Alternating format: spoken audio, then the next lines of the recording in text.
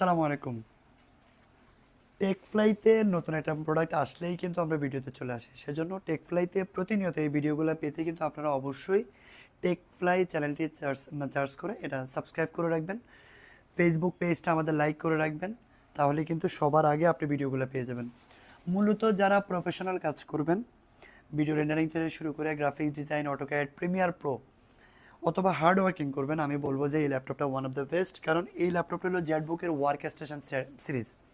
Jetbook mobile work station মানে হলো সারা মাসে যদি একবার বন্ধ না করেন কোনো সমস্যা নাই, হার্ড ওয়ার্কিংয়ের জন্য এটা বেস্ট। আর এই ল্যাপটপটা হলো জেটবুকের ফায়ারফ্লাই G8, জেড লেখা যে লোগোটা দেখতে পাচ্ছেন, অনেক প্রিমিয়াম একটা লোগো।